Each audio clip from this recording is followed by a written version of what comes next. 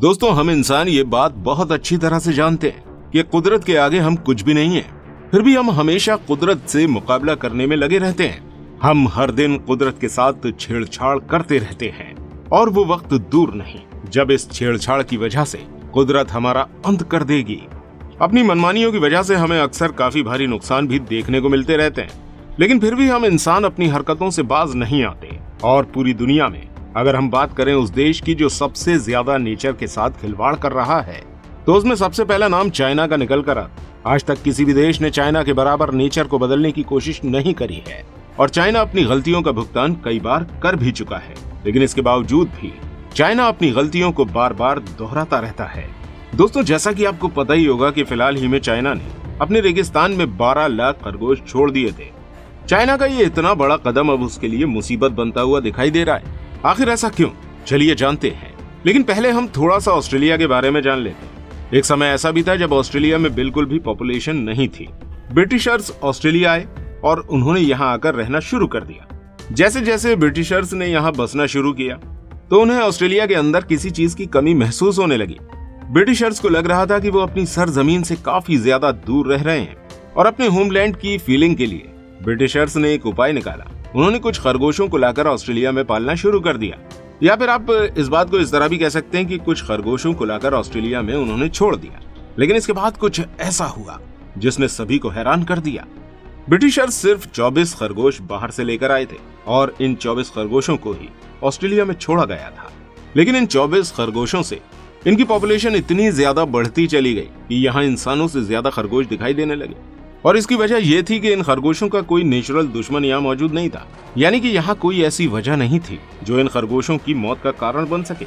इन खरगोशों की संख्या इतनी तेजी से बढ़ती चली गई कि जहाँ पहले ऑस्ट्रेलिया में 24 खरगोश हुआ करते थे, वो धीरे धीरे करके मिलियंस में बदल गए और मिलियंस से इन्होंने अपनी संख्या बिलियन में कर ली।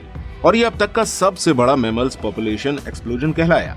सिर्फ ब्रिटिशर्स ने 24 खरगोशों को ही ऑस्ट्रेलिया में लाकर छोड़ा था और सिर्फ कुछ सालों के अंदर ही इन खरगोशों ने रिप्रोडक्शन के जरिए अपनी पॉपुलेशन को इतना बढ़ा लिया कि ये पॉपुलेशन 10 बिलियन तक पहुंच चुकी थी। किसी ने भी नहीं सोचा था कि रैबिट्स इतनी तेजी से रिप्रोडक्शन कर सकते हैं। हर साल ये खरगोश 80 मील तक अपनी पहुंच को बढ़ा रहे थे और धीरे धीरे करके जैसे समय गुजरता गया, ऑस्ट्रेलिया के हर शहर, हर गाँव, हर कोने तक ये खरगोश फैल गए।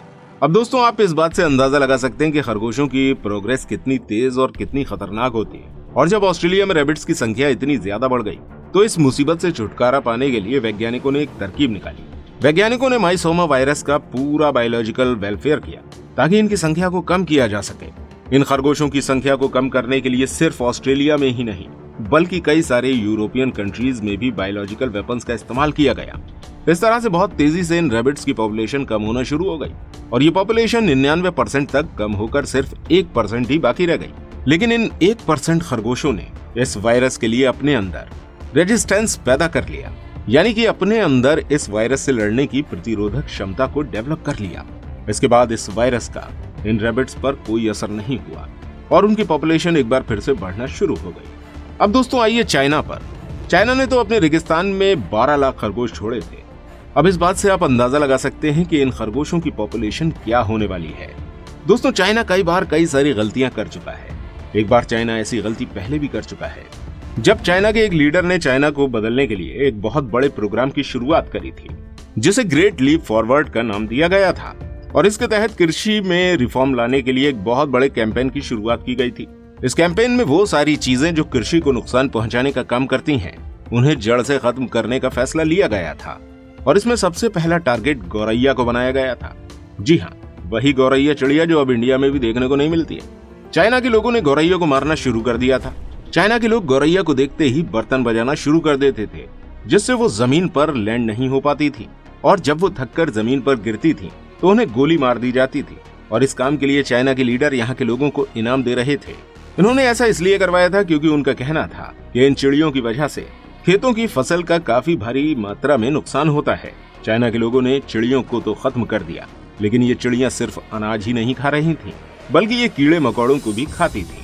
और चिड़ियों के ना होने की वजह से कीड़े मकोड़ों की संख्या चाइना में तेजी से बढ़ना शुरू हो गई और इन कीड़ों में सबसे ज्यादा संख्या टिड्डियों की बढ़ने लगी। टिड्डी दलों ने पूरे चाइना में आतंक मचाना शुरू कर दिया। ये चाइना की बहुत बड़ी गलती थी जिसकी वजह से चाइना को काफी भारी नुकसान उठाना पड़ा था।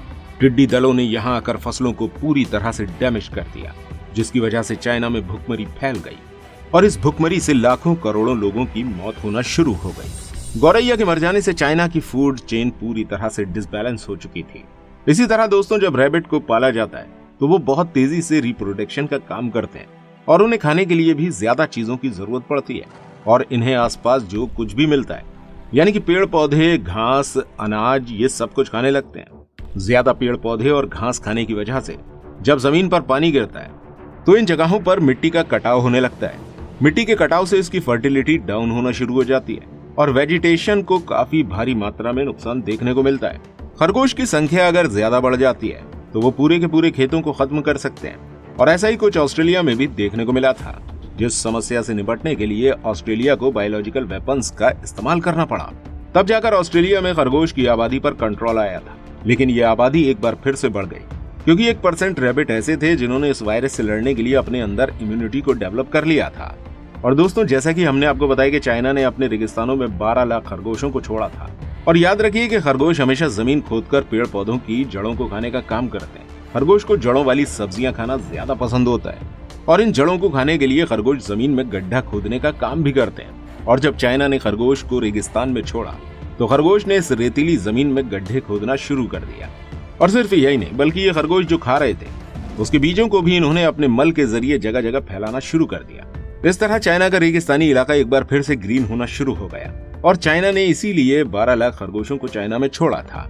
चाइना का ये प्लान बिल्कुल सही था, जिसके जरिए वो अपने रेगिस्तानी इलाकों को ग्रीनरी में चेंज कर रहे थे। चाइना ऐसा इसलिए करवा रहा था क्योंकि चाइना के अंदर रेगिस्तानी इलाका दिन पर दिन एक्सपेंड होता जा रहा था और चाइना खुद को रेगिस्तान बनने से रोकने के लिए इस प्रोजेक्ट पर काम कर रहा था। चाइना खरगोशों के जरिए अपने रेगिस्तानी जमीन पर ग्रीनरी डेवलप करवाना चाहता था। इस तरह से चाइना के अंदर रिफॉरेस्टेशन हो रहा था और यहाँ फार्मिंग भी बढ़ रही थी। साथ ही साथ इन खरगोशों से चाइना को रैबिट का मीट भी खाने के लिए मिल रहा था। और दोस्तों, हम आपको बता दें कि चाइना के अंदर रैबिट के मीट को खाना काफी ज्यादा पसंद किया जाता है। इस तरह से एक तरफ तो चाइना को बेनिफिट मिल रहा था, लेकिन दूसरी तरफ इसका नुकसान ये था कि इस तरह से चाइना के अंदर भी रैबिट्स की पॉपुलेशन ऑस्ट्रेलिया की तरह काफी ज्यादा बढ़ती जा रही थी, जिसकी वजह से आसपास के वेजिटेशन को नुकसान पहुंच रहा था। अब देखा जाए तो चाइना का ये आइडिया कुछ वक्त के लिए तो कारगर साबित हुआ, लेकिन चाइना के सामने एक बार फिर से खरगोशों की पॉपुलेशन की समस्या खड़ी हो चुकी है। और दोस्तों, ऐसा इसलिए हो रहा है क्योंकि हम कुदरत से कभी नहीं जीत सकते, इसलिए हमें कुदरत के साथ छेड़छाड़ नहीं करनी चाहिए। आपको क्या लगता है इस बारे में? हमें कमेंट करके जरूर बताइएगा। और अगर आपने हमारी वो वीडियो नहीं देखी है जिसमें हमने आपको बताया था कि चाइना ने किस तरह से 12 लाख खरगोशों को अपने रेगिस्तान में छोड़ा था, तो स्क्रीन पर शो हो रही इस वीडियो पर क्लिक जरूर कीजिएगा।